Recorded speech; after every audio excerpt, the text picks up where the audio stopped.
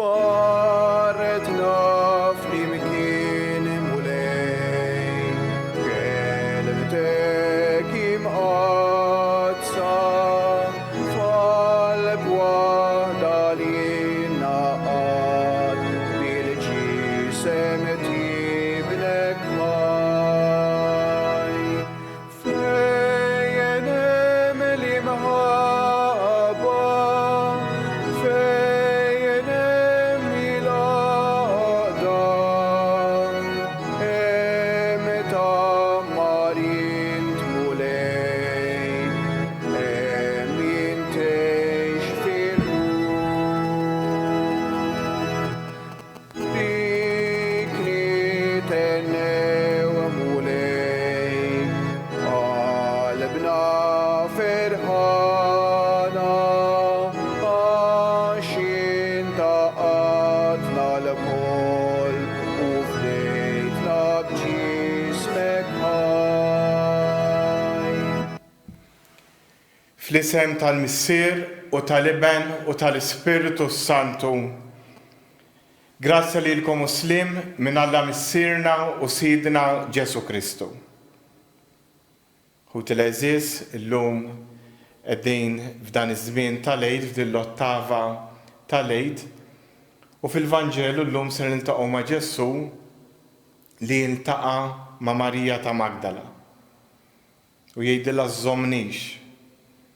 Ili l-ewwel ma rfitux però ndunat x'insejħilha b'isimha.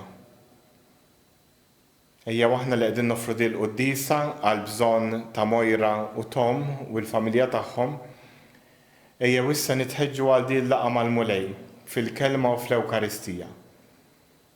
Ejjew nitolbuh maħfra għal dawk id-drabi li fihom inqasni.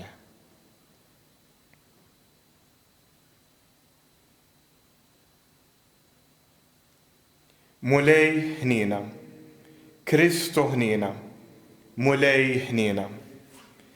Iħenna lina Alla li jista' kollox, jaħfrinna dnubietna u jwassalna għal ħajja ta' dejjem. Glorja l-Alla fil-għoli ta' smewiet u paċi fl-art li bnedmin ta' rida tajba. Infaħruk, inberkuk, nadurawk, natuk ġieħ. Irrodulek ħajra l-glorja kbira tiegħek. Mulej Alla Sultan tas-sema, Alla Missier li tista' kollox, mulej ben waħdini Ġesu Kristu, mulej Alla ħaruf talla bin il-Missier, int li tneħħid nubiet tad-dinja ħenna lina, int li tneħħid nubiet tad-dinja il-qatt talb tagħna, int li qiegħed fuq il-lemin tal-Missier ħenna lina.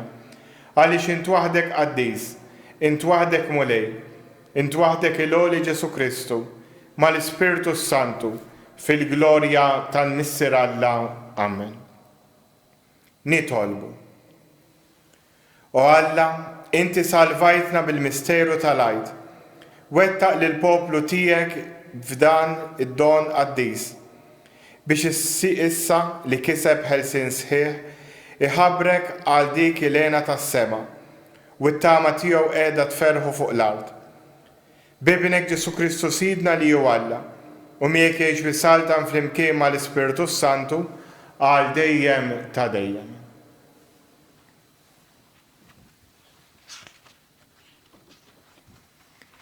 Qari mill-ktieb tal-Atti tal-Apostli.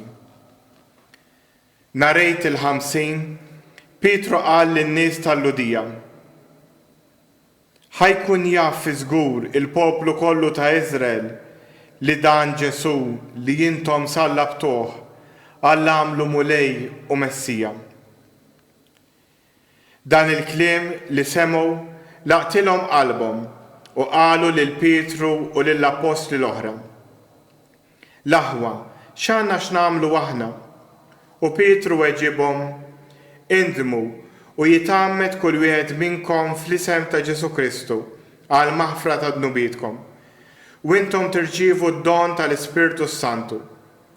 Għax il-weda qiegħda għalikom u għal uliedkom, u għal dawk kollha li huma fil-bogħod, dawk kollha li l-mulej Alla tagħna sejħilhom, b'ħafna kliem ieħor, tom xhieda u wissihom bil-laqgħa lilhom. Salvaw lilkom infuskom minn dan in-nisa l-ħażin. Għalhekk dawk li laqgħu kliemu tagħmdu u dakinhar ingħaqdu mad-dixxipli madwar 3,000 ruħ. Il-kelma tal-mulej, irroddu ħajr lill-Alla. Is-salm. Bit-tieba tal-mulej mimlija l-ard. Sewwa hi l-kelma tal-mulej, kollox bil-fedeltà u għamel, u jħobb id-dritt u s-sewwa. Bit-tieba tal-mulej mimlija l-ard. Ara għajnejn il-mulej fuq dawk li jibżgħu minnu, fuq dawk li jittamaw fit-tieba tiegħu, biex jeħlisilhom mill-mewt ħajjithom u jaħjihom fi żmien il-ġuħ. Ruħna tixxenna għal-mulej u l-għajnuna u t-tarka tagħna. Ħatkun mulej it-tieba tiegħek fuqna kif fiki it-tama tagħna. Bit-tieba tal-mulej mimlija l-ard. Alleluja, alleluja. Dan hu l-jum li jagħmel il-mulej. Ħanifirħu nitennew fih. Alleluja. Il-mulej magħkom. Qari mill-Evanġelu skont San Ġwan. F'dak iż-żmien, Marija baqgħet il-barra mill-qabar tibki. Kif kienet qiegħda tikbi, tbaxxiet lejn il-qabar u rat żewġ anġli lebsin l-abjad bil-qiegħda. Wieħed in-naħa tar-ras u l-ieħor in-naħa tar-riġlejn fejn kienu qiegħdu il-ġisem ta' Ġesu. Huma qalula, Mara, għalfejn qiegħda tibki? Iwieġbet, għax ħadu lil Sidi u ma nafux fejn qiegħduh.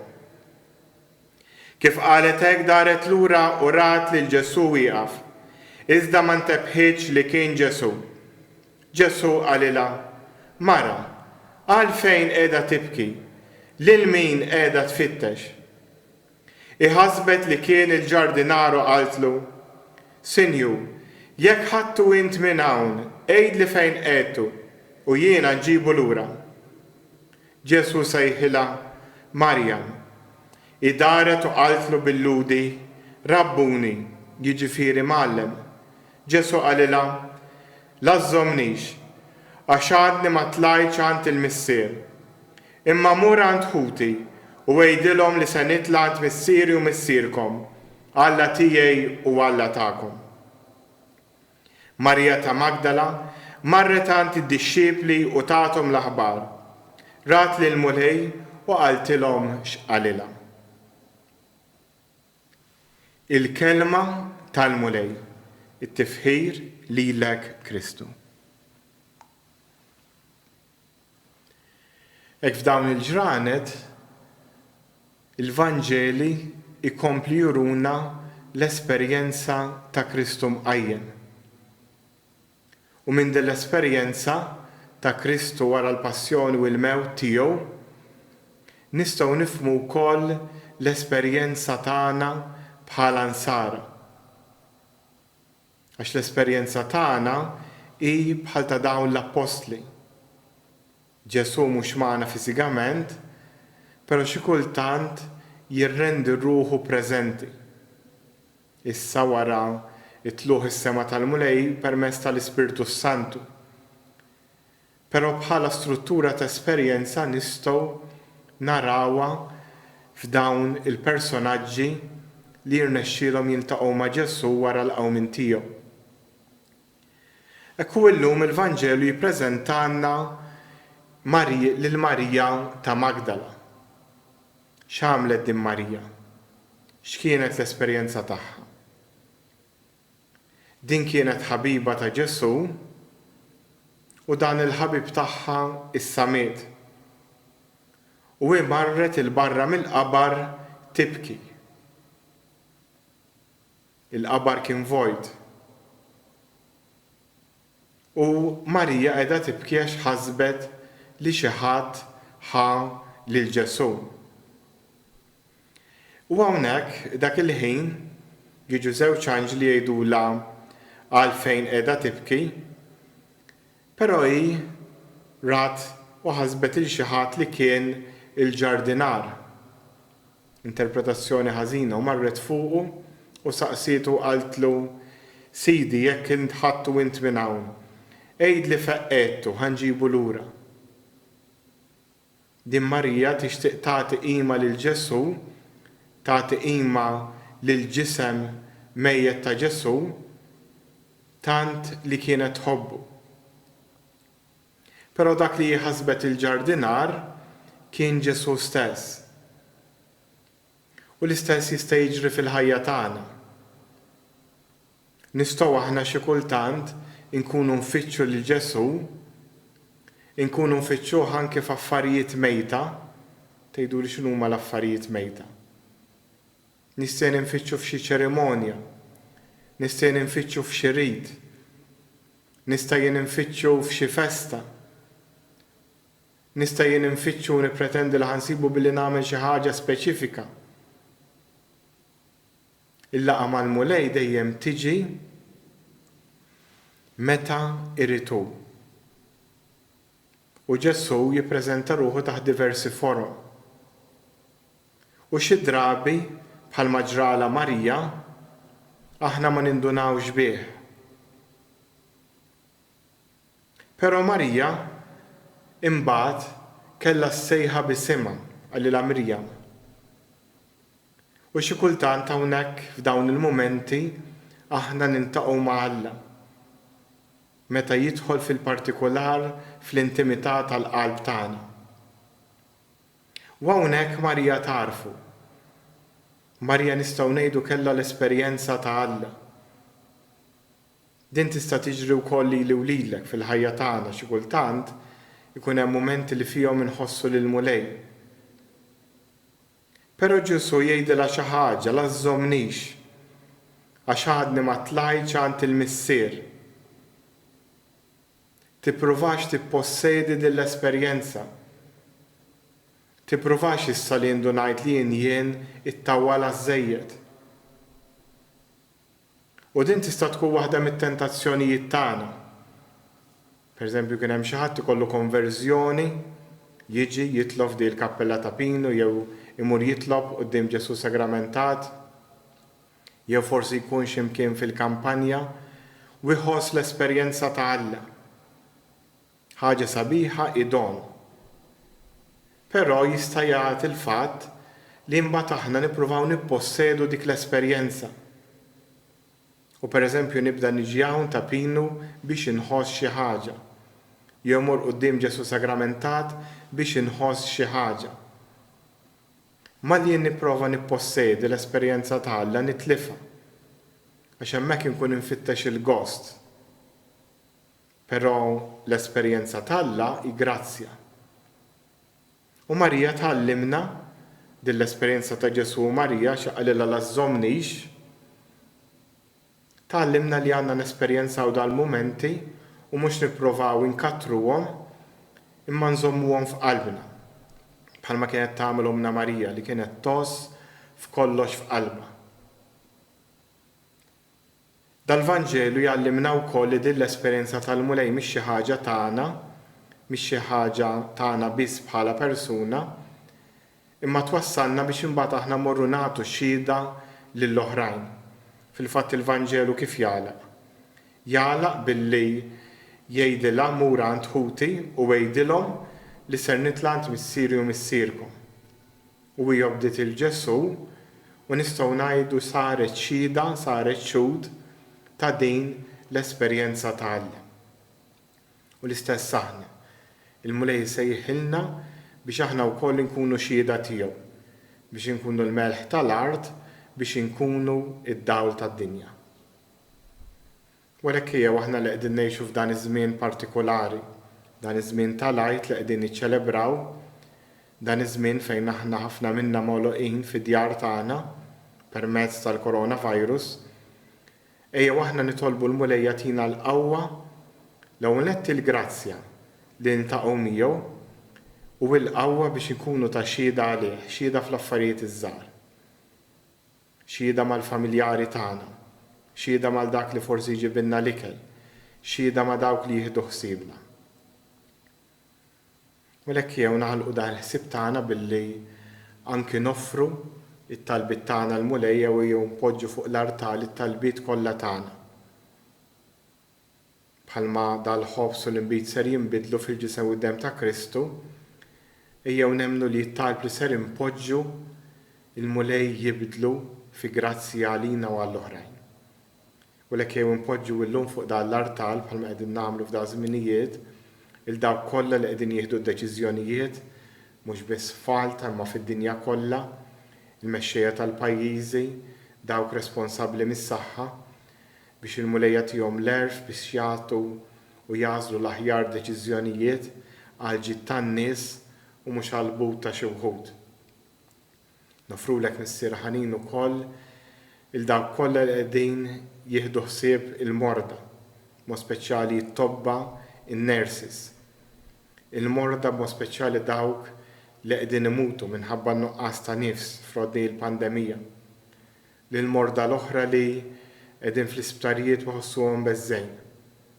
Lil dawk li għaliex magħluqin fid-djar qegħdin jaffaċċjaw jew xi tip ta' aggressjoni fl-istess dar jew xi tip ta' forsi diżordni jew forsi mart mentali li xi ikunu magħluqin waħedhom id-dar forsi tikber u teskala. Hekk nofrulek il-dawn kollha mulej Ġesu u nitolbuk biex tħeġġeġ nies oħrajn li kapaċi jkunu jistgħu jgħinu l-oħrajn. Forsi aħna stess billi nagħmlu telefonata l xi ħadd. Nitolbu dan kollu bi Kristu sidna. Amen.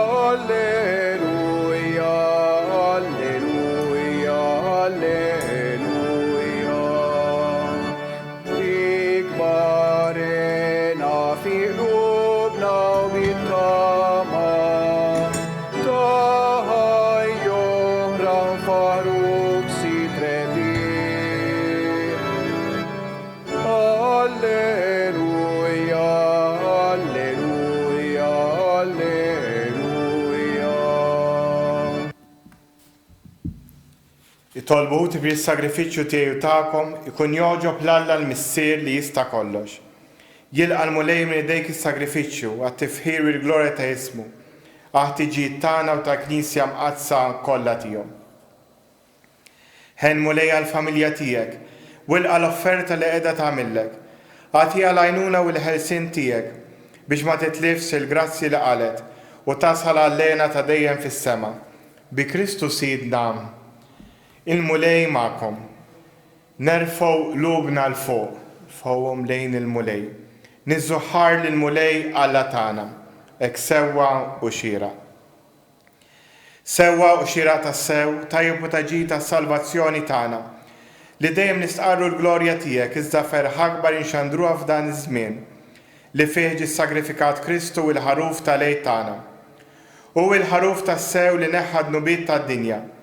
Bil-mewt tiegħu qeret il-mewt tagħna u bil-qawmien tiegħu kisbilna ħajja ġdida. Għalhekk f'dan il-ferħ tal-Lejl imxerred ma' kull imkien, il-bredmin kollha jimtlew bil-għena u l-qawwiet tas-sema mas-setat tal-anġli ginġġulek innu ta' glorja u bl-għeda itennulek. Qaddis, qaddis, qaddis, mulej Alla tal-eżerċiti, is-smewwiet u l-art mimlija bil-glorja tiegħek, osanna fl-ogħla tas-smewwiet. Imbirek minn ġej f'isem il-mulej, osanna fl-ogħla tas-smewwiet. Qaddis tas-sew int mulej inti l-għajn ta' kull qdusija. Qaddes għalhekk nitolbuk dan l-offerti bil-barka tal-Ispirtu tiegħek biex isiru għalina l-ġisem u d-dem ta' Sidna Ġesu Kristu. Li meta kien se jingħata biex minn rajħi batiħa l-ħobs radd il-ħajr, qasam tali d-dixxipli tiegħu u qal: Ħudu u kulu il-kol minn dan, għax dan huwa ġismi li jingħata għalikom.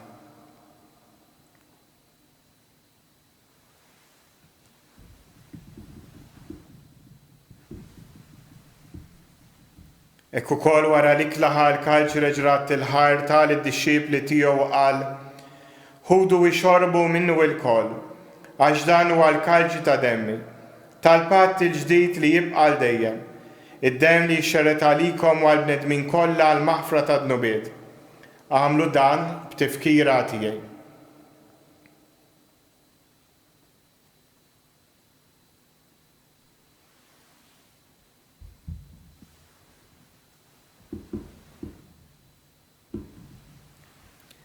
Danu il-misteru tal-fidi. Inħabru l-mewt tiegħek mulej, inxandru bil-ferħ l-qawmin tiegħek, nistennewk sa ma tiġi fil-glorja. Għalhekk aħna nagħmlu dan tifkira tal-mewt u l-qawmin ta' Sidna Ġesu Kristu, nofrulek mulej il-ħobs tal-ħajja u l-kaġġ tas-salvazzjoni. U rroddulek ħajr, għax oġbok tilqana qudiemek biex naqduk, u miċ-ċokontana nitolbu li l-Ispiritu Santu jaqadna f'ġisem wieħed, li jiena nieħdu sem il-ġisem u d-dem ta' Kristu. Ftakar mulej fil-Knisja tiegħek imxerda mad-dinja kollha, u taf l-imħabba flimkien mal-Papa Franġisku, l-Isqof tagħna Marju u mal-Ministri tiegħek kollha. Ftakar ukoll fħutna li raqdu bit-tama tal-qawmien, ftakar fil-mejtin kollha, daħħalhom quddiemek fid-dawl tas-sebħ tiegħek. Ħenna lina l-koll nitolbuk, għatrinna wkoll il-wirt tal-ħajja ta' dejjem, flimkien mal-Verġni Mqazza u Malla Marija, żewġa Ġuseppi l-Apostli u l-Qaddisin kollha, li jeġfu l-ħbiberija tiegħek sa mill-bidu tad-dinja. Għamel li magħhom, infaħruk u nsebħuk b'Ġesu Kristu ibnek. Bi Kristu, ma' Kristu u fi Kristu. Jingħata lilek Alla missier li tista' kollox, flimkien mal-Ispirtu Santu, kull ġieħu glorja għal dejjem ta' dejjem. Immexxija mill-istess Spiritu li mexxa lil Ġesu, ejjew maqudin anke minn djarkom ngħidu flimkien it-talba li għallimna Ġesu stess. Missierna li inti fis-smawiet jitqaddes ismek, tiġi saltnatek, ikun li tritint kif is-sema hekk fl-art. Ħobżna ta' kuljum għatina llum, aħfrinna dnubietna, bħalma naħfru il-minu ħati għalina, la ddaħħalniex fit-tiġrib, iżda ħlisna mid-deni. Ħlisna nitolbuk mulej minn kull deni, għatina fit-tieba u l-ħnina tiegħek il-paċi fi żmienna, biex inkunu ħielsa dejjem mid-dnub u imħarsa minn kull inkwiet. Aħna u nistennew u nittamaw ilena u l-miġġa tas-Salvatur tagħna Ġesu Kristu, għax tiegħek jissaltna l-qawwa u l-glorja għal dejjem. Mulej Ġesu Kristu li jgħid l-apostli tiegħek inħallilkom islim, natikom islim tiegħi. La tħares lejn dnubietna, iżda ħares lejn il-fidi tal-Knisja tiegħek. Għatija slimu laqda li intrid fija, int li tgħix fis-saltan għal dejjem ta' dejjem. Il-paċi tal-mulej tkun dejjem magħkom. Għatu l-paċi lil xulxin. Ħaruf tal-lam li tneħħi d-nubiet tad-dinja ħenna lina. Ħaruf Talla li tneħħi d-nubiet tad-dinja ħenna lina. Ħaruf Talla li tneħħi d-nubiet tad-dinja għatina l-paċi. Danu il-ħaruf Talla, danu li jneħħi d-nubiet tad-dinja. Ħen jindawk li huma mistiedna l-ikla tal-ħaruf. Mulej ma jistoqlix tidħol taħt is-saqaf tiegħi. Iżda kelma waħda u ruħi tkun infejqa.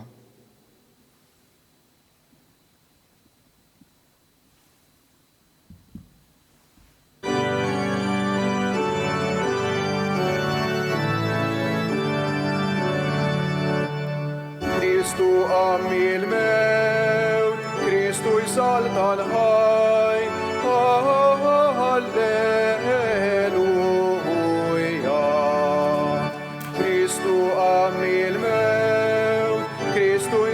tal-ħaj, Alleluja. Lil-Kristu tal-ħdejja, is-sit u s-sultan, rebi fuq il-mewt, qawwiet u setan, nannu għalenija, glorja u fuqrijiet.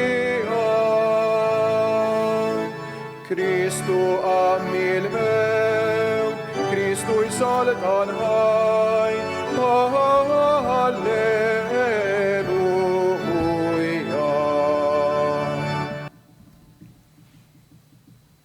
Li wissa namlu flimkien ma'kom hekk it-qarbina tax-xewqa. Jew nixtiequ l-Ġesu li ġie hawnhekk fl-Ewkaristija fil-qalb tagħna.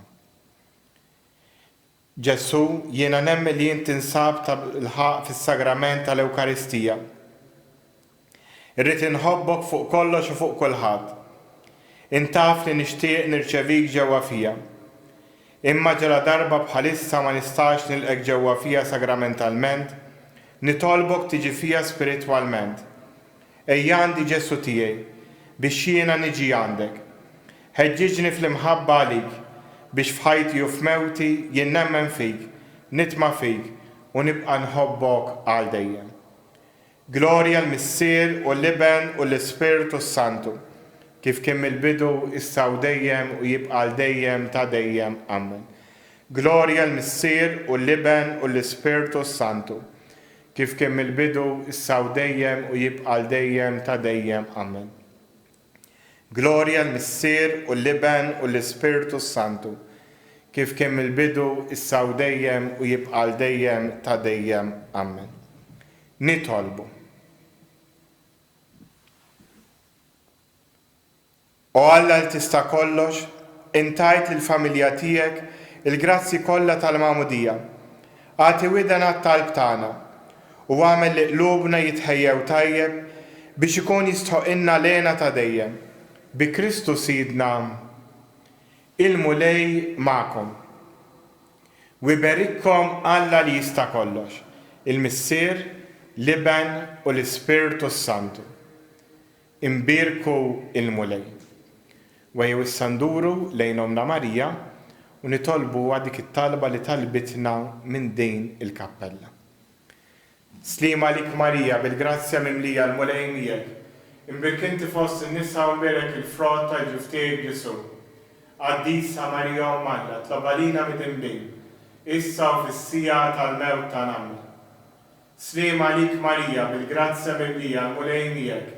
Imbirkinti fost in-nisa u mberek il-frott tal-ġuftieg Ġesu. Għaddisa Marija u Malla, tlabalina mid-imbin, issa u fis-sija tal-mewt tagħna. Slima lik Marija, bil-grazzja mimlija l-mulej miegħek. Imbirkinti fost in-nisa u mberek il-frott tal-ġuftieg Ġesu. Għaddisa Marija u Malla, tlabalina mid-imbin, issa u fis-sija tal-mewt tagħna. Madonna ta' Pinu, Sultana tal-Familja, ħarstek fuqna dejjem żomm.